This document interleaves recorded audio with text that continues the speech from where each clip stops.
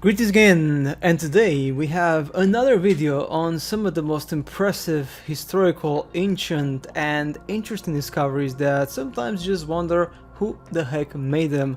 Let's go to New Mexico. Now, New Mexico is the home of many incredible landscapes, and also in the desert we have some very interesting things. We have some literally caves underneath New Mexico, and they are hand carved. That is just impressive, isn't it? So literally some people in the past have spent hundreds of hours, if not thousands of hours, handcrafting these beautiful caves. Some of them are completely hidden and moved away because you cannot access them, because they are literally in private land. And a question to this is, why did these people, whoever created them, made these amazing shapes? Was it a place of rituals? Was the place for them to hide something, to use it for a specific reason, or was it just for entertainment purposes? But like, why would you go in a desert where it's hot and very difficult to make this formation of art? It's a very difficult question to answer, because nobody in their right mind would actually do that, unless, of course, there had more purpose to it than just simply the shapes. It could mean that the forms had a specific meaning for a ritual, for something even more advanced than we can think about. This is just a thought on how this was conceptualized by the people who made these interesting shapes. Let's move on to the Siberia Treasure Mountain, source of platinum crystals. Kondior Massif's breathtaking shape was formed either by supposedly a volcanic activity or a meteorite impact. However, I have a different theory. What if this was literally the remaining of a giant crystallized tree, for example? As you know, in the past we see evidence of that, and this just has a very interesting shape, almost like the roots coming out of the place, as you can see there. Almost like it's a cut tree stump, isn't it, with that connecting? It's just very interesting, to be honest. A tree potentially made of minerals in the past. You know, that's a possibility. I don't know. I mean, there's different ways, different things to express this. However, from the air, obviously top down, it just feels like this is just literally taken out of nature, and it's almost like you can imagine a cut tree stump with all the roots coming out of it, because this is exactly how it looks to myself. This one is a very mysterious one, which does not have any explanation. We're talking about the fairy circles in Namibia.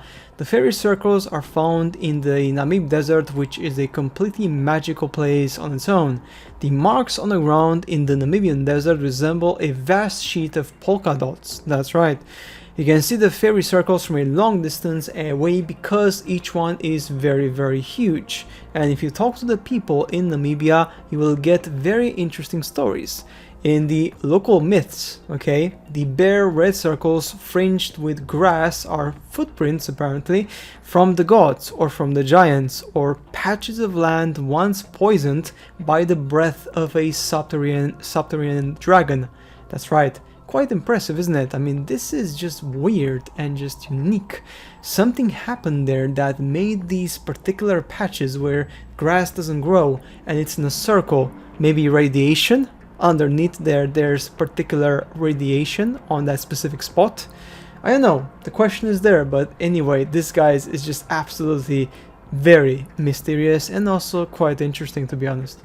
The Tayos Cave and the Metal Library in Ecuador. In the mid-1960s, a prospector named Juan Morix was trekking into the jungle of the Andes mountain and made an astonishing discovery that caught the world's attention. He found the entrance to a massive cave. Intrigued by its wonders, he followed it further and further. The words he used were an endless cave. That's what he said himself, to describe what he was exploring. After some length of time, he found a section of the cave that had man-made structures. The architecture was perfectly made on the walls and the ceilings. While admiring the section of the cave, he found the mother lode. It was a collection of gold and silver tablets, panels, books, and much more, which of course all of them have been retrieved by different corporations and now they're not even there. He believed that this was a priceless treasure, or some will say a library made of gold with all of the knowledge of the past. He mentioned that the symbols of these artifacts and books had pictures and symbols of pyramids and much more. Unfortunately, all these things literally have been forgotten. Now, of course, one would ask the following question: why was it so dangerous for the official authorities to share this information? The tablets, the library, all that stuff is completely gone, and it was never published, it was never translated in the public interest. Why is that? Is it a dangerous knowledge? Do they talk about the history? Maybe about the people who reset this planet? Maybe these people are linked to the current elites, to the current leaders of the world? Maybe, just maybe, our history is completely different and potentially the tablets were telling us the true history of humankind. Like, for example, like we were reset a couple of times in the past. Just to give you one example, that is a possibility, and I believe this is why this information is right now stored somewhere in the Vatican, somewhere in America, potentially in the Smithsonian Library, who knows where, but it is under the lock, and maybe it will never go out, because the information stored in this place could literally change the complete understanding of humanity, the past, and of course, people may not listen anymore to their leaders because this information may disrupt the whole knowledge of history, science, and of course, even religion. So guys, that's it for today's video on some of the most amazing history facts and mysteries in the world.